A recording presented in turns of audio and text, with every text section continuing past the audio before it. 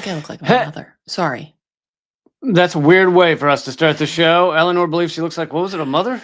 Not a mother. My mother. You look which like is fine, your mother. Oh, I which think you is look fine. like a mother. She's beautiful. It's just that, like, this color, it's not. It's no big deal. It's For fine. those Go of you paying attention at home, Eleanor likes to wait till we hit click, go live, and then she Well, but throws there's, something like- in just to see what happens. There's like a few seconds So where that I you guys don't. I get to, think I like- have more time because it takes us. You hit go live, and then I'm usually sitting here like a dumbass, and I'm just waiting for something. So I feel like I can keep talking, but apparently not. Now that we've lost everybody, welcome to the show. I'm joined by the always amazing Eleanor Goldfield.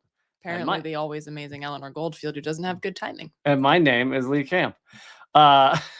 We have a great show for you. It didn't start that way, but it's getting that way now. I thought that started wonderfully. With Did you hate my mother? A half sentence about your mother. Okay, so we're gonna get into the tariffs. We're gonna get into what they mean. Trump's like we've already mentioned the tariffs here and there, but he made a big announcement in front of the White House. You know, as he does, and he had a big. But they love to have a picture. He's like holding up a board. He's like, look, I have a thing. And it's a board, and he basically put tariffs, some of them crippling tariffs, but tariffs on every single country on Earth. In fact, I'm going to skip ahead to the second. One that's not a country. I'm going to skip ahead to the second story, which is that nowhere on Earth is safe. Trump imposes tariffs on uninhabited islands near Antarctica. One of them only has penguins. They are inhabited, okay? By penguins. They are inhabited. Not by humans. Are the penguins making things, and are they importing them to the or exporting them to the United States? That's what I need to know. I assume it's a big penguin export facility. What are they building? Is this a Santa? No, and his they're elves exporting situation? penguins. Oh, they export the penguins Yeah. to the United States. Okay, I had no idea. For all of your penguin needs. All of your penguin needs. You know, I've seen a penguin up close, like in person. I don't know that it's one of these penguins that was exported from here. It could have been from somewhere else, but you sound a little like the kid on Jerry Maguire who's like, I have a white bunny rabbit. Oh, really? The human head weighs 6 pounds. Okay. I don't think I've seen that. But yeah, so we're going to talk about Trump's tariffs, what they mean, the impacts they will have. I got to be honest. I did a little bit of research, not too much. I don't like to, especially on the Easy Fridays. I don't like to put any effort into this. So, but a little bit of research, and I could not easily find someone to talk about how this is a good idea, even from I don't see Republicans saying. I mean, sure, there's some that are like Trump's awesome, but I don't see them giving any kind of detailed. Yeah, maybe you can find one. I'm just gonna while you're talking, I'm just gonna go to Fox News. Fox News, and let me know how exactly this is a good idea. But so this is coming from a not left-wing outlet at all. This is Foreign Policy, and here's their article about how tariffs could work if only Trump understood how they work. Wow. As U.S. President, Trump launched his new global trade war on Wednesday, what he dubbed a declaration of economic independence. He delivered what may be the most illusional account of modern economic history ever to be heard from the White House. Trump said the United States has been looted, pillaged, raped, and plundered.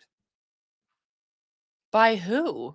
Well, also, that's what we literally do to every other country. So it's no, hilarious. I know. Well, here's the thing. It's true if he's talking about the U.S. before the U.S. existed, as in the project that became known as the United States looted, pillaged, raped, and plundered the indigenous peoples. You think he's talking about Native Americans? When he says the United States, he means Native Americans. No. That's not what he means. But I'm saying, like, it's one of the, like, Trump does this a lot where he'll say something that's just so remarkably dumb that it's like actually it's adjacent to something that would be true if it was the exact opposite, you know, like immigrants are ruining the economy. Actually, immigrants are like the only thing keeping the economy slightly upright at the moment. So, like, you know, and this is one of those moments where you're like, if you just like made an exact 180, you'd actually be accurate. Alfred in the chat is asking if the Wall Street Journal said it was a bad idea. I'm looking. I imagine there's multiple takes from the Wall Street Journal, but Wall Street Journal usually represents the general consensus on Wall Street, and Wall Street is going down heavily today on the prospect of these tariffs. Anyway, let's continue from Foreign Policy. Again, not a left-wing outlet. He says, plundered by friend and foe alike for more than 50 years. He declared absurdly that none of our companies are allowed to go to other countries. What? Even though U.S. goods and services exports exceeded $3 trillion in 2024. So we went to other countries $3 trillion worth. And he says we're never in other countries. After steadily rising over the past 2 decades, Trump suggested, even more absurdly, that the Great Depression would have never happened had Washington not lifted its tariff policies 100 years ago. So I would just like to share 2 headlines from the Wall Street Journal. Okay. One is the dumbest trade war in history, and the second one is Trump takes the dumbest tariff plunge. Those are 2 headlines from the Wall Street Journal. So that's coming from right-wing lunatics who spend their day trying to figure out how to make more money by exploiting you and me and everyone around the world. Even they are not excited about this. I will give you the one group of people that's probably excited about this, and actually we'll get more into this in a minute, but people who want to see the end of the American empire quicker. Like they want to see it sped up because that's what it's doing to the U.S. empire. So I don't know if I may be in that group. This is a great idea as everything collapses down around us. So the Atlantic which Trump calls left wing, but it's neoliberal. It's neoliberal, but they centrist say garbage. The tariffs are good because authoritarian leaders are most dangerous when they're popular. Wrecking the economy is unlikely to broaden Trump's support. So they're saying the tariffs are good because they're going to tank the economy. Ergo, Trump won't be as popular. Trump will lose everything. That's an interesting argument. That's the Atlantic. That's some horseshoeism right there. Exactly. Thank you for being on the side of the people on this one. So let's keep going from foreign policy. Jobs. Well, and when Trump declared, So this is Trump. Quote, jobs and factories will come roaring back to foster a new golden age. And April 2nd, 2025 will forever be remembered as the day American industry was reborn. And so now let's get into why some of the reasons that his thinking is so stupid. For one thing, U.S. manufacturing is 10% of our economy. Most of our economy is no longer making shit. So if you're going to say, if we bring back all of the making shit, then it's going to be huge. Even if that were to tick up a couple of percentage points, it's not going to be the main thing in the biggest impact in the U.S. economy. Go ahead. You look like you want to say something. No, I found one. Something that says it's good? Mm-hmm. Okay, we'll go to that in a second. To continue, they said it's highly unlikely to create a new golden age. On the contrary, the neutron bomb that Trump dropped on the global economic system could portend a death spiral, especially for leading U.S. manufacturers that depend on global supply chains. On Wall Street, the markets plunged, led by a huge sell-off of technology stocks. Moreover, the U.S. corporate sector, along with the rest of the world, reacted with horror at the crude arithmetic behind the Trump policies. And I found this interesting that they're saying it's because Trump largely doesn't understand math.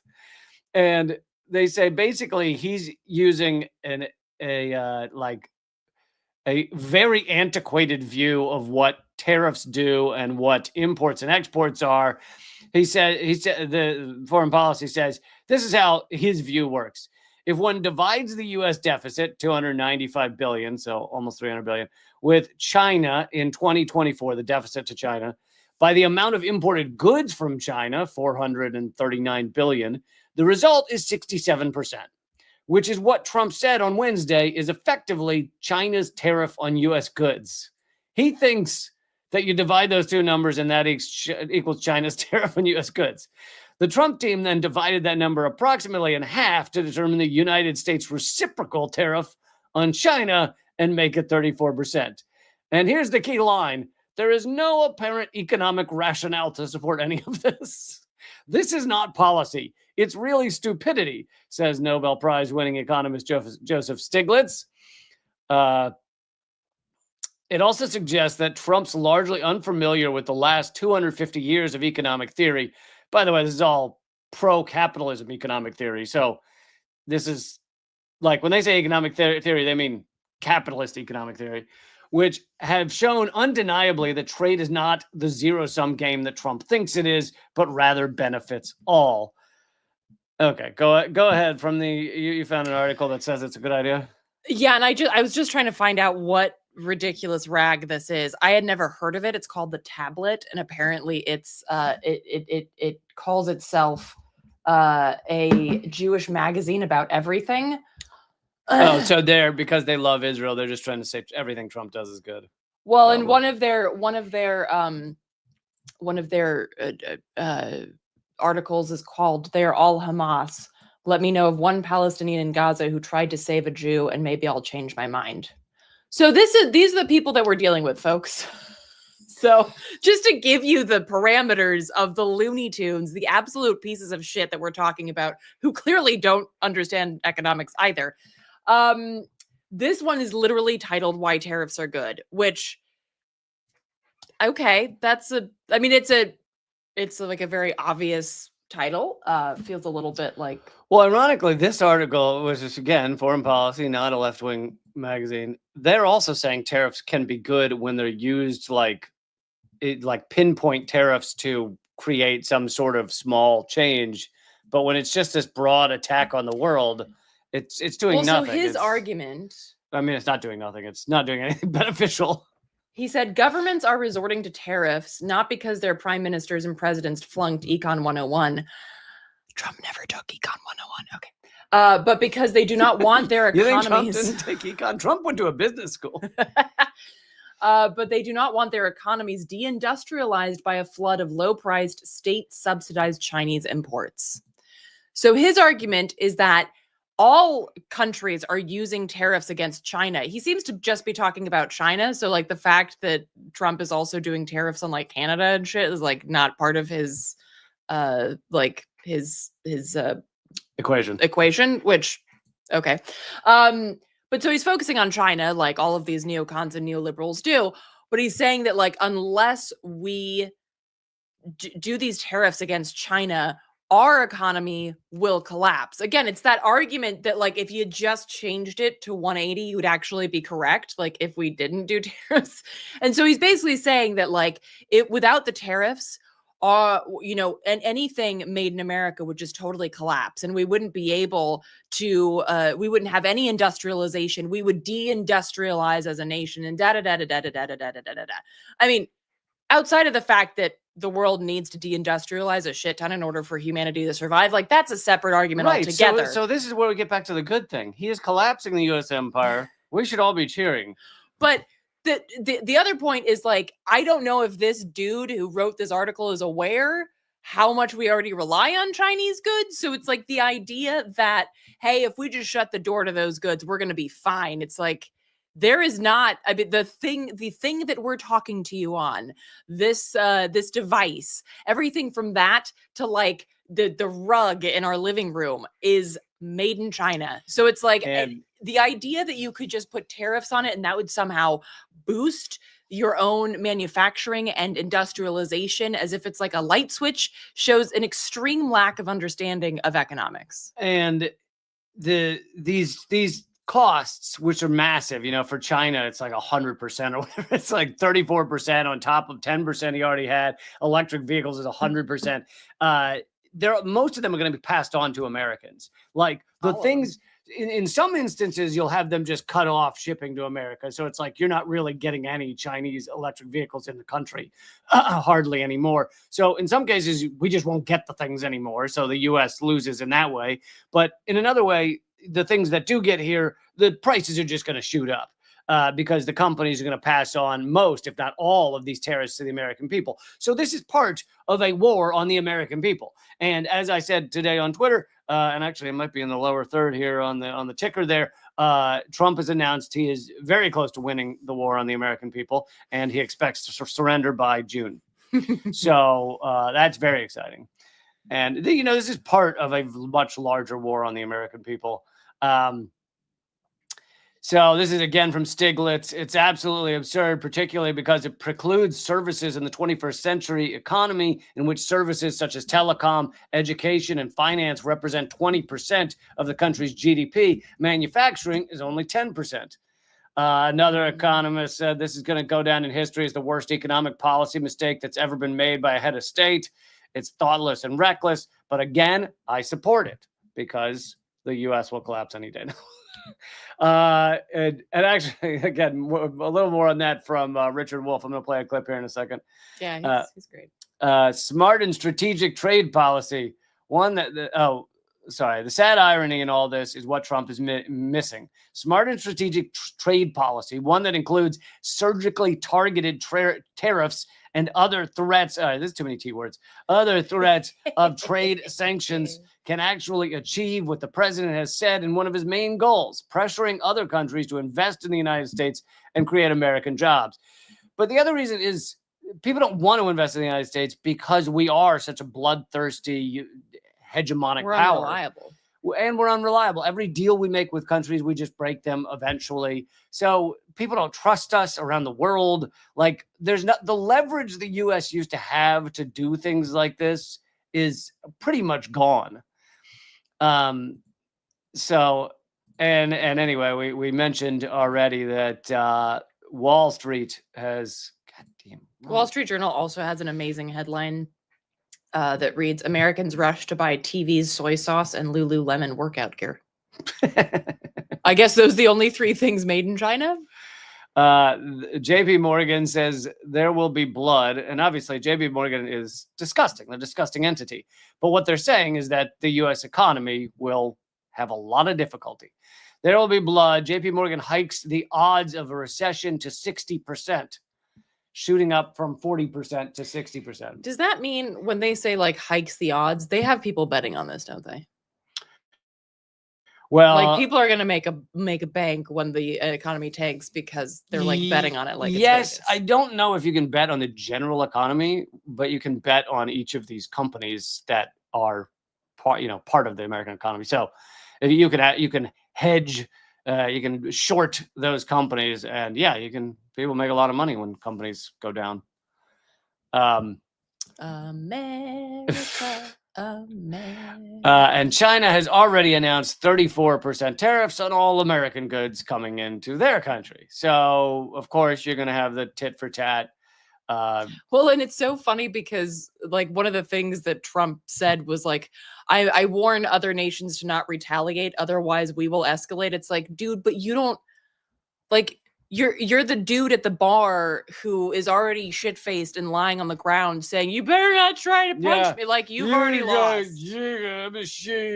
Boss is saying. Like, China's just watching you piss yourself and cry on the floor of the bar. And they're like, did you do this to yourself? I really think China is not sure how to react to the U.S. literally just shredding itself. Like, they were like, I think you react like that guy at the bar where you're like, dude, are you seeing this? Yeah. Like, he's not okay. Yeah. But I mean, what am I gonna do? Like, so I want to play one clip from Richard Wolff on Democracy Now. Everyone should check out Richard Wolff if you don't already. And Unredacted Tonight is now on Richard Wolff's YouTube channel, which is called Democracy at Work. Woo! Also, I had an interview with Richard Wolff a while ago where he talks about tariffs and really breaks down like what they are and what they mean and why they're bad for you and me. And he does it in his typical uncular professorial way that like even someone like me who's not good at econ can understand, which is why I'm able to talk about tariffs now. So if you want to hear that, you can check out Project Censored wherever you all listen to podcasts or at projectcensored.org and find that interview. So here he is on Democracy Now, and I just want to play his response to this one question. But here's the irony that may in the end come back to haunt us. Europe has been unable to unify under the umbrella of American alliances. The enmity of the United States is bringing Europe together better than the alliance was able to do. And as you pointed out, very important, China, Japan, and South Korea, with long histories of animosity and tension, are getting together to cope with this wow, we are unifying the whole world. Mhm. If you want the big picture, in my judgment, after World War II, George Kennan taught us about containment. We're going to contain the Soviet Union. The irony, which the philosopher Hegel would enjoy, we are becoming contained. We are isolating ourselves. The votes in the UN are the United States alone, or the United States and Israel, and 2 or 3 other countries. The isolation politically, the isolation now economically. We are the rogue nation for the rest of the world. We may not want it, we may not agree, but it doesn't really matter if that's how they perceive us, and that's what's happening. Yeah, we are containing ourselves. So, which again, Not in a good way, though. again, if the rest of the world were to say, you know, the United States is they're perpetrating genocide in Gaza, they're creating a proxy war in Ukraine, they're pushing us to the brink of nuclear war, they're unhinged, they're pressuring Europe to do things they don't want to do. Like, if they were to go through all this list of how horrible the United States is, 900 military bases, and therefore we want to contain you, I'd be like, they are totally right. So I guess I have to support this. Well, this and is like, go Trump. Yes. Yes, Trump. You do it. You do it, big boy. I bet you'll get a YouTube boost because of that. As Professor Wolf told me on my on the show where I interviewed him, this is like the rest of the world is looking at the US and saying, well, we don't like, yes, the US dollar is still the reserve currency, but the reason that countries are shifting away from it is not because it's easy or not because it like they just felt like it. It's because they keep looking at how the US acts around the world and they're like, we can't trust you. You're so like, you are just this flailing, manic, violent entity. And you one day you throw sanctions on these people, the other day you steal like billions of dollars from Russia. It's like, we can't trust you. We're not going to have our money and we're not going to have dollars as our reserve currency because that's not a good way to take care of our people. So the US, by being this absolute lunatic of a violent empire, is actually pushing the world away from the little power that the US does have, which is in the reserve currency and the petrodollar. And that's going to continue happening, especially with these tariffs, because they once again prove to the economies of the world, you can't trust these people. They're absolutely out of their minds. We need to find stable economic ways of interacting with one another, regardless of what the US is doing, because they're totally out of their minds. So this is you like the idea too? You like what Trump's doing too? We're both thinking this is great. I do like that now that now somehow the Wall Street Journal is like a leftist rag. I think that's kind of funny. I mean, like, I don't know if it counts as right wing, but Trump has just become so unhinged that even the right wingers that loved him, at least the ones in media and shit, were like, we don't, and corporate titans are like, we don't know what the hell's going on. Like, well, and that's the thing that is really interesting that I'm kind of like wondering how even this the plays Penguins out. have turned on him. I don't think they were his friends, because Wall Street is what keeps this whole place going, right? Like Wall Street is what dictates. We have an oligarchy. So I'm very curious to see how this plays out in terms of what point is somebody going to stop Trump, because presidents have had to play nice with Wall Street. And if he doesn't, I don't. Play nice was a nice way to say have their hands deep up their ass, but deep up the president's ass. But wait, no, the president. Oh, yeah. Okay. The puppet thing. Right? Is that what? Okay. Yeah. I get it now. Okay. She sounds so smart sometimes, and another. I in my head I thought you meant like the tongue up the ass, like a sycophant, but then I realized you were doing the puppet analogy instead. Puppet. I got it. Puppet. So this is connected, similar topic, but the estimation of what Trump's tax cuts are going to cost the American people. And again, I understand that technically the U.S. can print as much money as we want, but the truth is the way they're going to deal with it is when they make these tax cuts, they then find ways to steal money, steal entitlements, steal things from the American people through austerity. And so these tax cuts do end up harming the American people. It's not like they actually just print the money and say, see you later.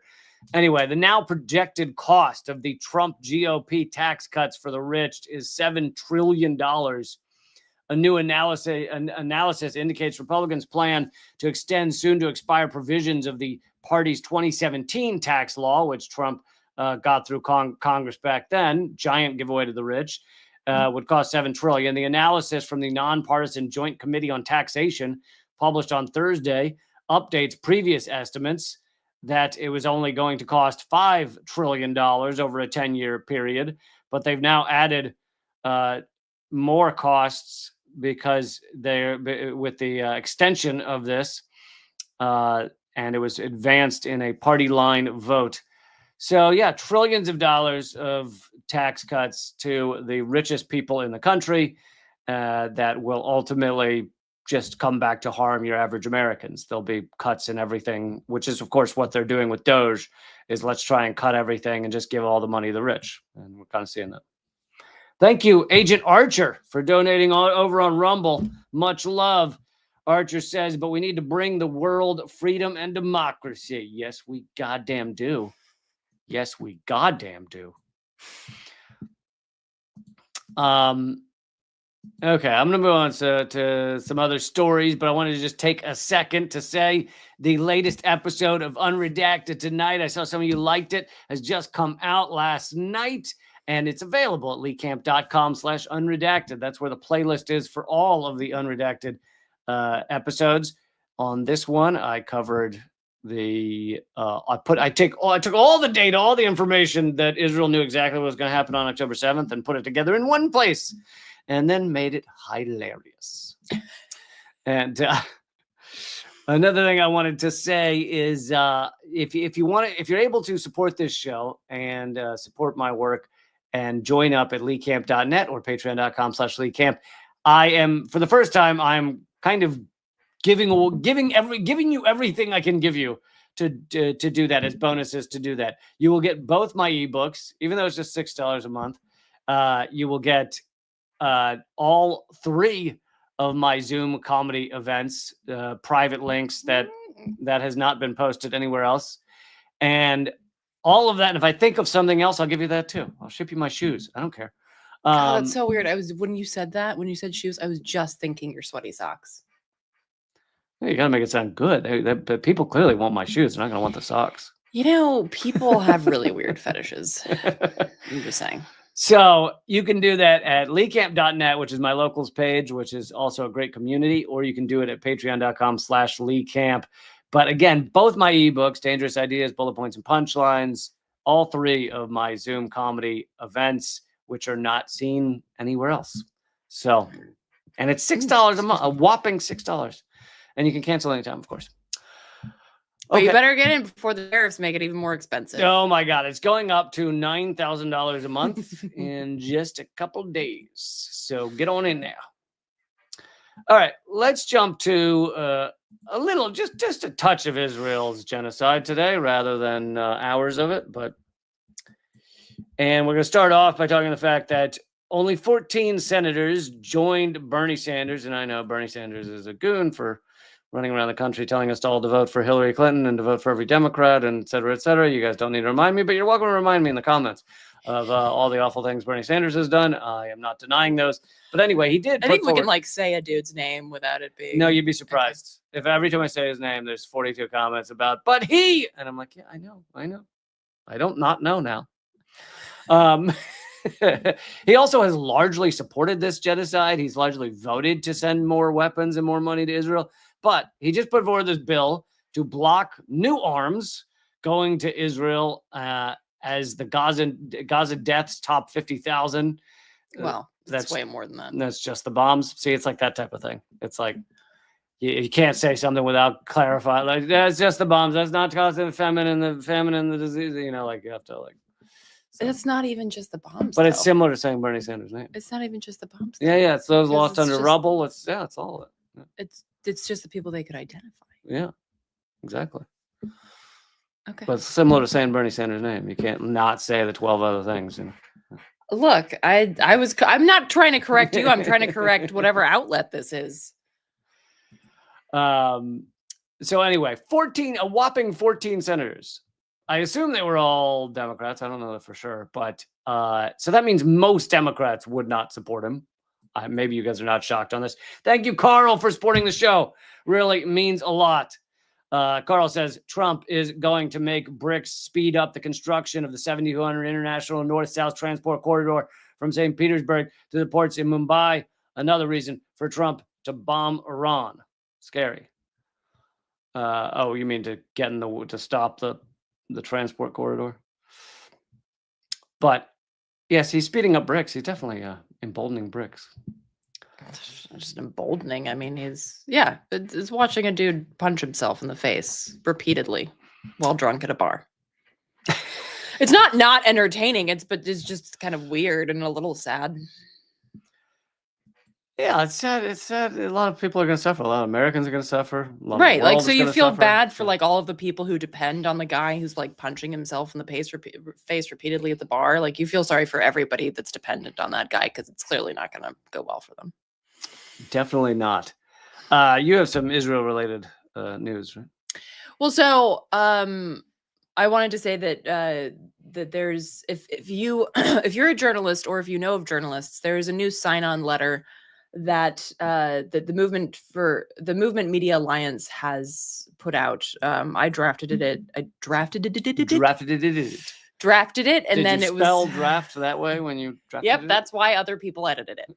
Edited it. It is hard, right? Edited it. I drafted it and Edited edited it. I edited it. They edited it. Many people don't know that we filmed this on a fault line. So these stutters are not our fault. I lived on a fault line. Okay, so it's basically a letter that says the goal is to bring together journalists in the so-called West to collectively condemn the corporate media and collectively call for the protection of Palestinian journalists and access to Gaza as foreign journalists. And I'm not going to read the whole thing because it's a letter. It's not very compelling live streaming to sit here and read at you. But yeah, it's basically to highlight the importance of the journalists there and the importance of sharing the work that's already coming out of Gaza, but is being at every turn targeted either directly in the killing of journalists or targeted through censorship and Hasbara, which is the Israeli propaganda machine. So y'all can check that out over at movement-media.org and share it with journalists that you know. Again, this is not like I'm not conflating this with movement-media.org. And again, this is not to try and say like, oh my gosh, if you sign on to this letter, everything will change. No, it's really about collectively as journalists coming together, because a lot of us are just kind of like doing stuff in our own little spaces. And I think it's really important to come together to specifically outline, okay, these are our demands as journalists, and these are our demands in uplifting the voices of our colleagues in Gaza.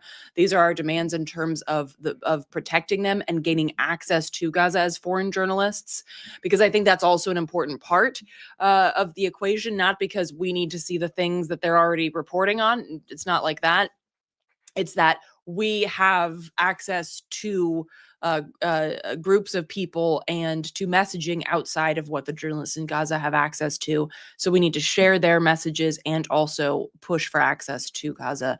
And so check that out. And if you know any journalists, please ask them to sign on as well. I also have some information. This is from DropSite. The BDS movement, that's Boycott, Divest, Sanctions, is now calling for a boycott of Microsoft Game Pass, Minecraft, new Xbox consoles. I don't know what like most of those words mean, but Call of Duty is a thing. Okay. I'm guessing that's a military game. So the BDS National Committee has decided to make Microsoft a priority target to pressure the company to end its support for Israel's war effort after revelations that its AI and cloud services have been heavily used in the genocidal assault. So a connection here, if y'all want to check out like a really, it's not a light read, but it's part of a 10-part series that Project Censored is putting out called The Dangerous Militarization of AI and the Profiteering Behind It. That's up at projectcensored.org. And that has to do with this same topic. And of course, with why BDS is targeting the likes of Microsoft. Because if folks aren't familiar with some, like, you know, the likes of Lavender, Lavender! And now I'm not talking about the plant, which is what Lee really hates. I think you might. No, I hate all lavender. But lavender. I hate the color. Okay. I hate the plant. I hate the bloodthirsty AI. All of them. Okay, we'll kind of give you some time to work through that. So Lavender is the name of the AI system that Israel uses to target and surveil and ultimately murder Palestinians, not just in Gaza, but all over occupied Palestine. But so this is an example of the militarization of AI, and it also speaks to the fact that the military-industrial complex has a lock on all sort of digital technology. You know, like the internet was originally created for the use of the military. So it's like, we can't decouple these systems that we're having fun, you know, like tell me a story in the voice of Lee Camp or whatever the hell people do in their free time. We can't decouple that from the military industrial complex, because in an empire or in an oil company with an army, as George Carlin put it, everything is done for the sake of propping up the military, and these technologies are not different at all. So people might wonder, like, Microsoft, that's just like my computer or whatever. What does that have to do with the military industrial complex? All of the things. So really important to make those connections, and also stay up to date on the BDS movement. You can also get an app called No Thanks. I don't know if it works on things like Microsoft, but yeah, I touted No Thanks on here before. Okay, cool. So then you already know, but it's basically an app that where you can scan like a barcode, and it says if that company is has relations with Israel, or it you know, the product comes from occupied Palestine. So that's something that you can just get on your phone and then just like wander through the store and tell other people what you're doing and you know, how to make friends. But more importantly, Regina's trying to talk me into liking lavender in the chat, and it's my body, my choice. You know, what's really funny is that a dear friend of ours like grows lavender, and she brought some over once, and she was like, "Oh, I just got this out of my garden." Without and Lee, without knowing that there was an issue. Yeah, he was like, "Thanks so much. I'm gonna go flush this down the toilet."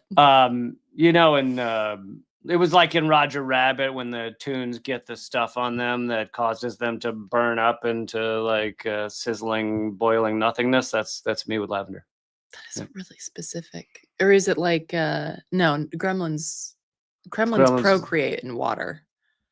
Right. Right? They multiply. What killed? Or is it like the gremlins are killed by water, but Gizmo is made into gremlins by water or something? I don't know. Clearly, it's been a minute since we saw that movie. So, but what is what kills the Wicked Witch? Doesn't something kill the Wicked Witch in Wizard of Oz?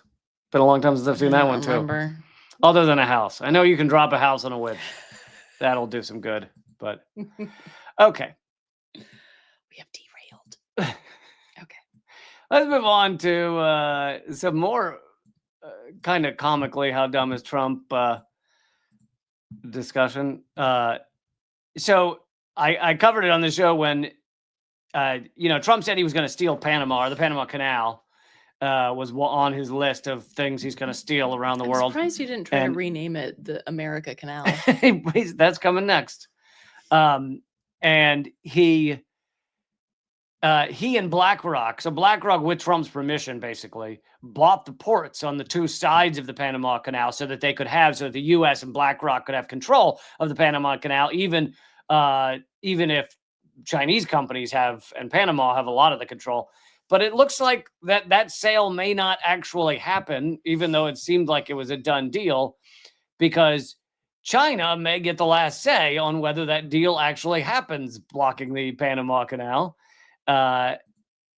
Because it was the companies that currently own those ports on the sides of each side of the Panama Canal are in Hong Kong. It's a Hong Kong company, and Hong Kong is part of China. And although China largely allows Hong Kong to basically be autonomous, China can still, when it wants to, make decisions like this. And so it has put that sale of the ports for billions and billions of dollars under investigation.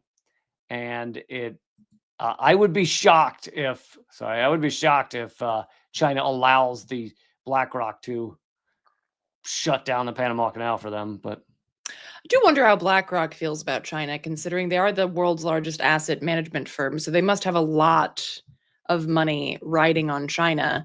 So I wonder, yeah, I'd be curious how they feel. But also, of course, I'm sure they want these ports. I mean, it really is like the game of Monopoly. You want I mean, there were no ports in that game, but like you want to buy up as much shit as possible because then people have to come to you. because you have control. That's what it's about. Speaking of control, we know how nervous the U.S. Got about TikTok. And, they claimed it had to do because it's China has access to all the data. But the real reason is because They said it out. They said the quiet part loud. They said we can't control the narrative. We can't control the narrative. And most videos that covered the truth in Gaza were spreading like wildfire. So you had a younger generation of Americans quickly waking up to the genocide being committed by the United States, by Israel. And anyway, so they forced that sale, right? Trump then delayed that sale by like 90 days or something, but that 90 days is almost up. And it looks like now Amazon might buy TikTok, which I'm sure they'll keep it free and fair for all to use. Yeah, I'm sure it will be, it won't feel similar at all to when Elon bought Twitter.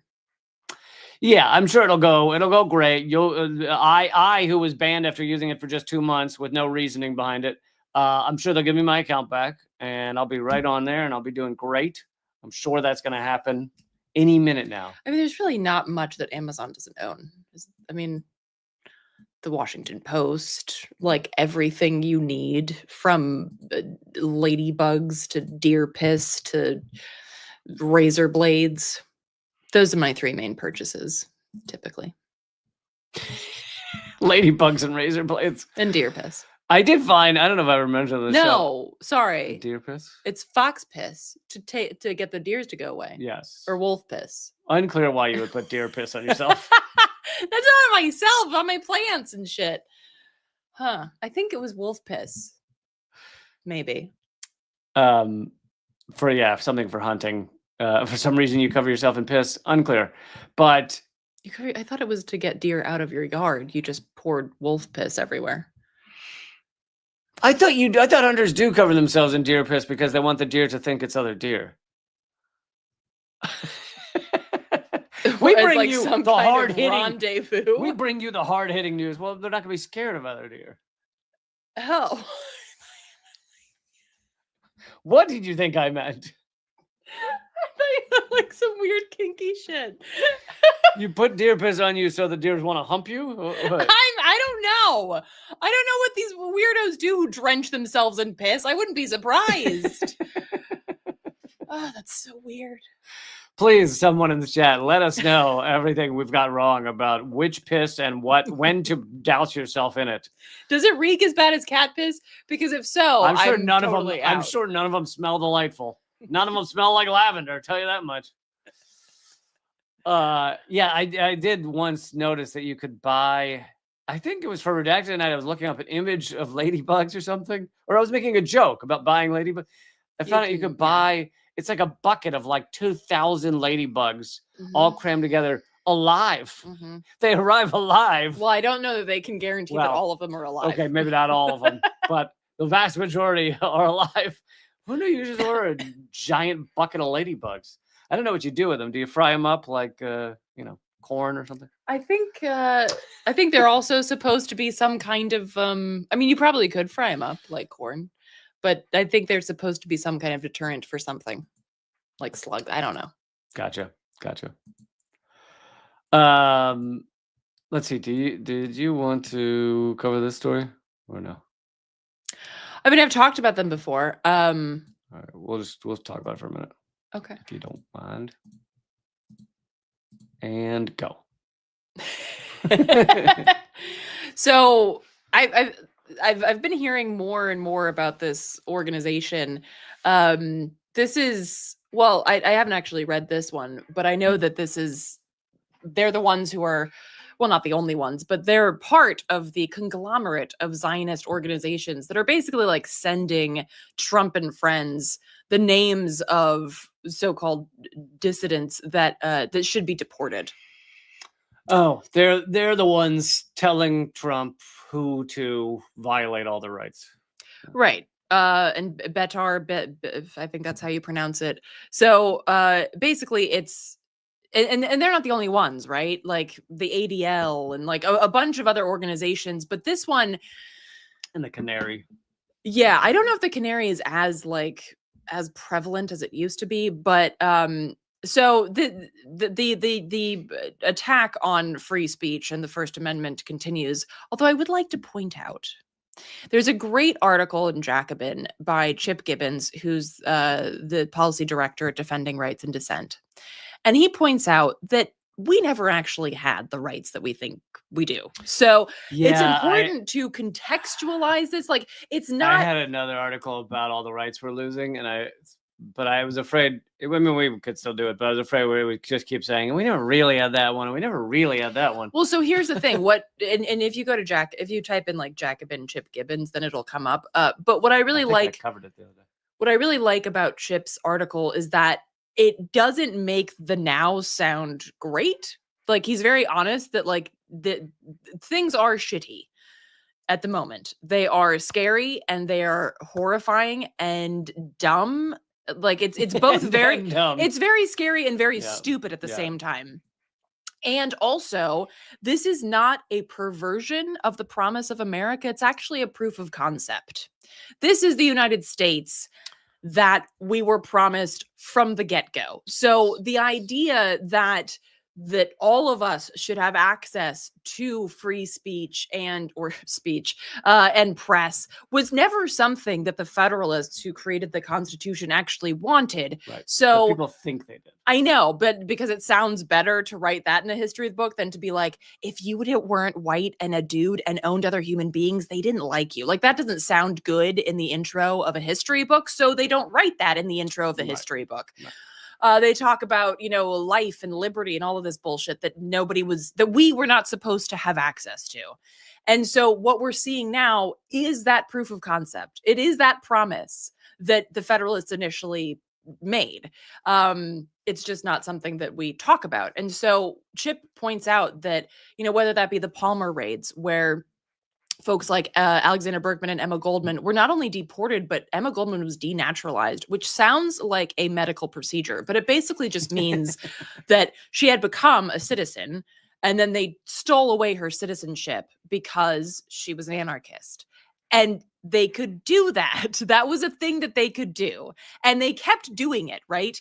Hoover went after communists and said they were a threat to the system, right? And then the scary commie threat became the scary terrorist threat, but also still kind of commie threat. And now we're back to scary commie threat. now we have both, right? We've got the layer cake of scary commie on with scary terrorist. Yeah. And that, I mean, this shit is so not new.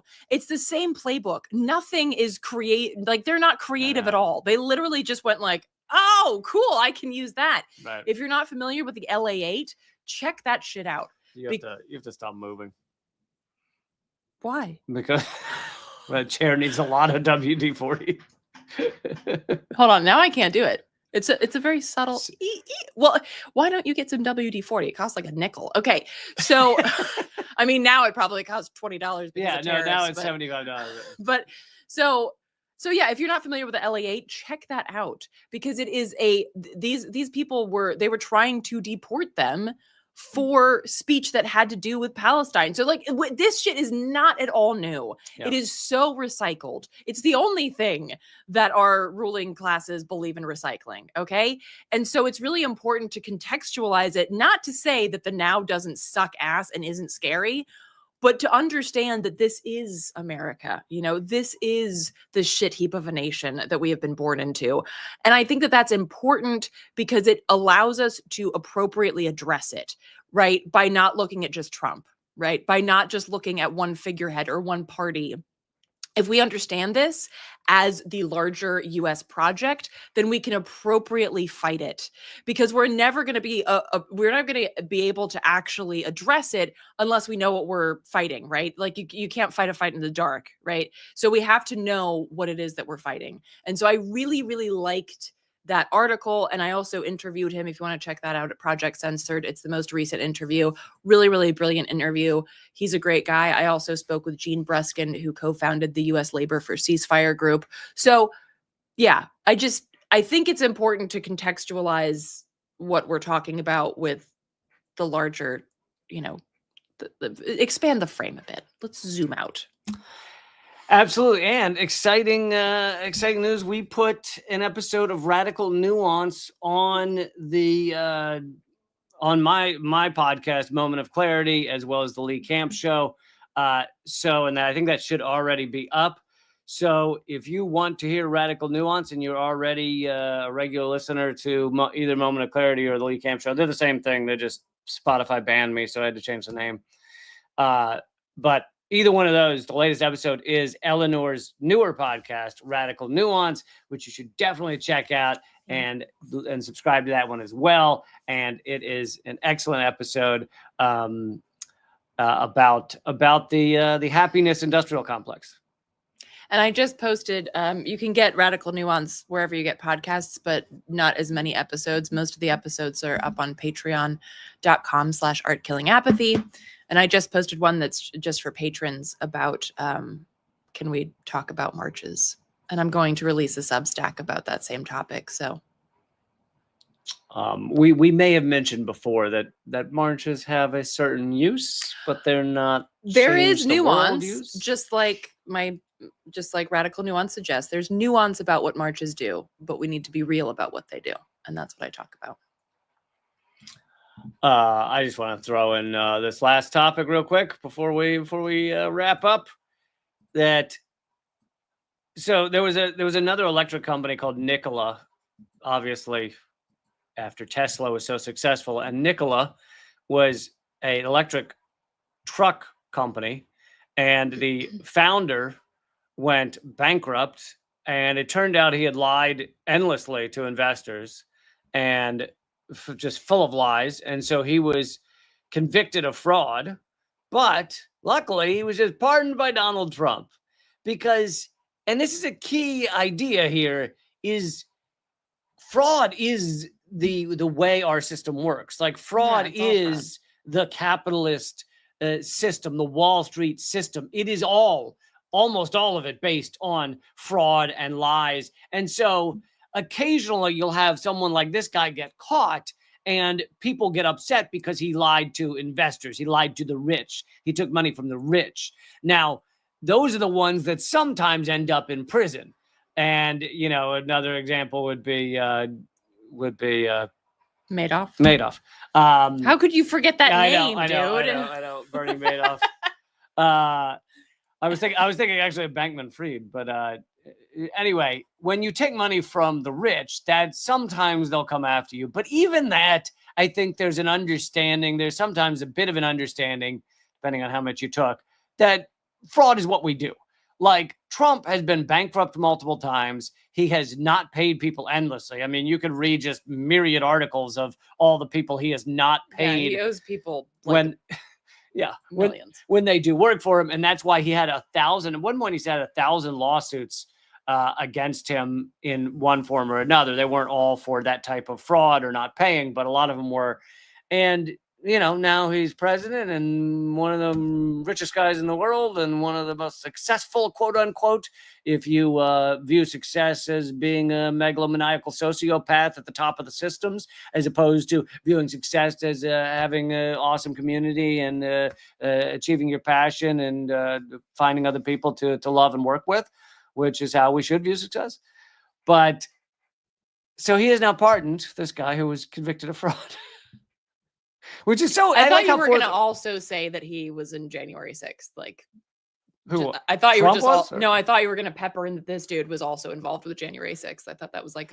Oh, that's why he got part. I thought that was also part of it. You thought that's the reason like he got pardoned? convicted of fraud and also part of January 6th. I thought that. I mean, he probably banged a raccoon or something, but no, this was just he was only convicted. Is that what happened on January 6th as well? You didn't see the videos? I try not to. But anyway, I love how forthright it is. Like literally, Trump's like, "You're invested in fraud. I'd like the cut of your jib. You're invested in fraud. Okay, you're pardoned. You're invested in fraud. All right, absolutely." He's just you should absolutely be free. You're a white man convicted of fraud. You're my kind of guy. I mean, maybe because people keep saying that Elon's on his way out. Maybe this is the guy that's going to take his place. Yeah, but I covered. Trump has a thing for creepy white dudes who steal electric vehicle company ideas. That's true. That's true.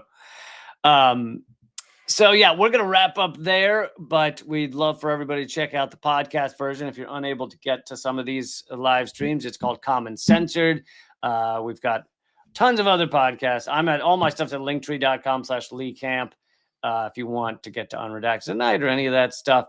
Eleanor's stuff is yardkillingapathy.com and a lot of other outlets. Why can I not find my link tree? Did I ever move it? It's at the top. Wow. Okay. Behind the milk. I don't know why I didn't say it. I don't know why I have milk listed on the listed on there. Okay. I now have to address this because I see it's setting off the chat. Someone joked that I can't make fun of the oligarchs or I won't get back on Rogan. That is absolutely true. Then someone else said Lee was on Rogan. Yeah, back when Joe Rogan seemed somewhat left wing, he had not even left wing. No, but on certain stances, it was like anti-war on a lot of things. He had on me. He had regularly had on Abby Martin. He had on Peter Joseph. And he pretended to agree with us on a lot of these things, and then he went far right wing. And I don't think he was always far right. I don't think he's having me back anytime soon. Well, he was anti-war. I think he was just anti-war because he thought it was like cool and it would get him laid. Well, I didn't give the reasoning. I didn't ask him why. Yes, but then you're not actually anti-war. True. Yeah. Who knows? Yes, I can't say I saw into his soul if that's what you're asking. Okay, so yeah, we will see you. Oh, and another announcement I have to make is schedule slightly changing. I mentioned on Wednesday, but the Wednesday later live stream, 8 p.m. If you didn't see it this week, that was the last one that's definitely going to be at 8 p.m. Eastern because in order to get Unredacted Tonight done, I need to move that one around. So the third live stream of the week will be on varying days, maybe to jump off of breaking news. It might be Wednesdays at 3 p.m. to kind of move around, and you'll just kind of have to follow the platforms, and hopefully you'll see it. But the other two will remain always Monday, Friday, 3 p.m. Eastern, New Pacific. We good? We're good. Thanks a lot, everybody. Keep fighting.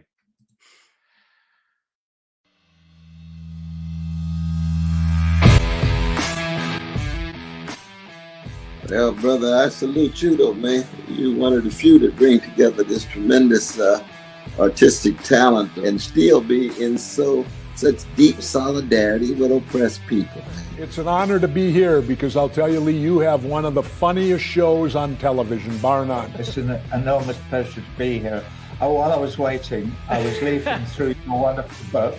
The same to you. I love your show. Be happy to come back anytime. Lee, this is one of the great honors of my long career, just to be in the same earth with you. I'm sure. We're just so blinded. We have so many blinders on because our society doesn't want us to know things. And so it takes shows like your show, and it is clearly designed to eradicate. Hey, good to see you. Hey, Jill, how are you? Julian, thanks for joining me. Honor to have you, brother. Consumerism is a theory that people should behave this way to help each other. It's not. Mr. George Galloway, thank you so much for joining me in these dark times. Always a pleasure, my friend. Thank you so much, Lee, for having me on. Keep fighting. Ha ha.